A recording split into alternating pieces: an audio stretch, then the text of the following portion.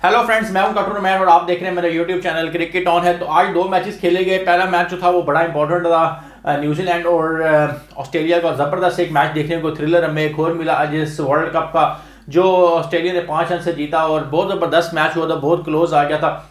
New Zealand को ये match जीतना चाहिए था आखिरी ओवर में, जिस तरह 18 रन चाहिए थे और फिर एक वाइट बॉल पे चौका लग गया तो कम बहुत क्लोज आ गए थे। लेकिन फिर जिमी नीशम से उस बॉल फुल टॉस बॉल पे छक्का नहीं लगा और वो रन आउट हो गए और फिर आखिरी बॉल पे सिंगल हो गया।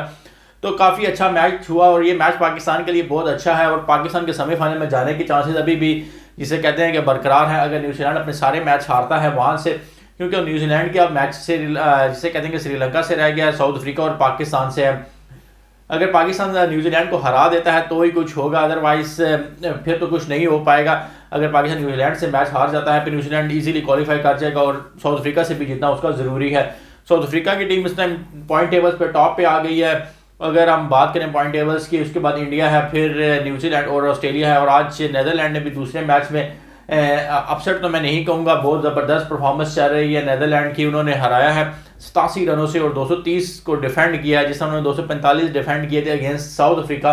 तो इसका मतलब ये है कि उनकी बॉलिंग बहुत अच्छी है, वो जिसे कहते हैं डिफेंड करने की सलाहियत रखते हैं।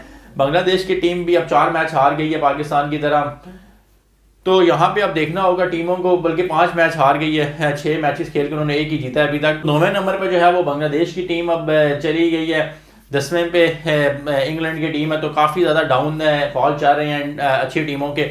तो सबसे इम्पॉर्टेंट बात जो थी, उसके बाद आईसीसी ने जो है वो अपनी गलती को तस्लीम किया है और अब ये कह रहे हैं कि भाई डीआरएस में जिसे कहते हैं कि फॉल्ट नज़र आ रहे हैं, वो आउट था जो शमसी का था, जो हारिस रऊफ की बॉल पे था। भाई अब आपको जिसे कहते हैं कि इस तरह की बातें करने से क्या फ़ायदा, जिसे कहते हैं कि जस्टिफिकेशन देने से कुछ नहीं होगा। पाकिस्तान मैच हार गया है, अगर उस टाइम वो सही होता, जिस तरह वरना डूसन पहले नॉट आउट हुए और 4 सेकंड के बाद स्क्रीन पे आता है कि वो आउट हो गए हैं, तो सारे ये चीज़ें जो थी वो बड़ी कॉम्प्लिकेटेड हुई कल के मैच में और उसकी वजह से पाकिस्तान का जो वर्ल्ड कप का सफ़र है वो ऑलमोस्ट ख़त्म हो गया। अगर पाकिस्तान ने जिसे कहते हैं कि वो मैच जीत जाता कल का, तो फिर जिसे कहते हैं कि लड़कों में हौसला पैदा होता और उनके दिलों में ये होता है कि यार हम कर पाएंगे। लेकिन अब पाकिस्तान के बहुत आउट क्लास अगर वो परफॉर्मेंस देते हैं बैटिंग और बॉलिंग से, तो शायद वो पहुंच जाए। दूसरी तरफ न्यूजीलैंड सारे मैच हारता है तो कुछ पाकिस्तान का होगा, अदरवाइज पाकिस्तान का जो वर्ल्ड कप का सफ़र है वो ऑलमोस्ट ख़त्म हो गया हुआ है। उसके बाद मैं बात करूंगा शेन बॉन्ड को लेके। उन्होंने एक बड़ी स्टेटमेंट दी है। उनसे पूछा गया कि भाई आपके नज़दीक स्कॉट एडवर्ड अच्छा कैप्टन है या जो नीदरलैंड का कैप्टन है या फिर पाकिस्तान का बाबर आजम। तो उन्होंने कहा कि नहीं भाई, मेरे नज़दीक जो है स्कॉट एडवर्ड जो है वो बेटर कैप्टन है बाबर आजम से। इस बात से मैं भी एग्री करूंगा। जो स्कॉट एडवर्ड की कैप्टनसी रही है इस वर्ल्ड कप में वो ज़बरदस्त रही है। वो अपने बॉलर को ऐसे यूज़ करते हैं, शफल करते हैं और फिर कभी जब देखते हैं कि बॉलर बैट्समैन सेट हो रहा है या कोई ऐसा बैट्समैन आ गया है, फील्डिंग वो आगे कर लेते हैं, स्लिप लगा लेते हैं। तो बहुत ज़बरदस्त कैप्टनसी रही है इस वर्ल्ड कप में। जो सबसे शार्प इस टाइम जो कैप्टन है वो स्कॉट एडवर्ड ही मुझे नज़र आया है। ज़बरदस्त उनकी जिसे कहते हैं कि परफॉर्मेंस चल रही है, जिसकी वजह से नीदरलैंड 2 मैचेस जीत चुका है। इतने मैचेस जो है वो इंग्लैंड नहीं जीता, बांग्लादेश नहीं जीता, लेकिन जिसे कहते हैं कि नीदरलैंड ने 2 मैचों को जीता है। ज़बरदस्त परफॉर्मेंस है, हैट्स ऑफ टू नीदरलैंड, जो जिसकी वजह से उन्होंने क्वालिफाई किया था और उन्होंने उसको प्रूव किया कि भाई उन्होंने क्यों इस वर्ल्ड कप के लिए क्वालिफाई किया था।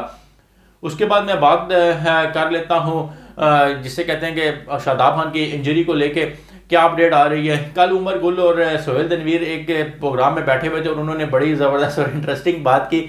उन्होंने कहा भाई शादाब खान ने फ्रॉड लगाया है, ये उसको कोई मसला नहीं था, उसने बस अपने आप को बचाया है। और सामा मीर जो था वो इन हो गया था, उसने कंकशन रूल्स के वजह से वो इन हुआ और उसने बॉलिंग कराई।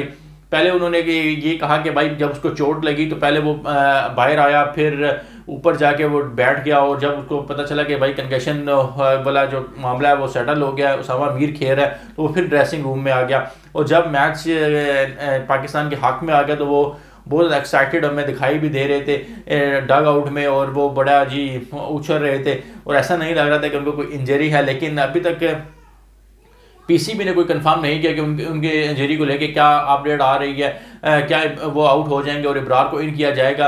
अगर करना है तो भाई जल्दी जल्दी सारे काम करो, लेकिन अगर आपने बचना ही था कि आपको मार पटेगी और आप बाहर से लेके ये बात बहुत गलत है। अगर ICC को उसका पता सही तरह चल जाता है तो फिर आप पे बैन भी लग सकता है और पाकिस्तान की बदनामी भी होगी, वो अलहदा बात है। तो नाज़रीन, ये थी मेरी अब तक की वीडियो। अगर आपको वीडियो पसंद आई हो तो इसको लाइक कर दीजिएगा, शेयर कर दीजिएगा, चैनल को सब्सक्राइब और बेल आइकन पर क्लिक कर दीजिएगा, और फेसबुक पेज पे क्रिकेट ऑन के नाम से उसको भी फॉलो कर लीजिएगा। नेक्स्ट तक के लिए अल्लाह हाफिज़।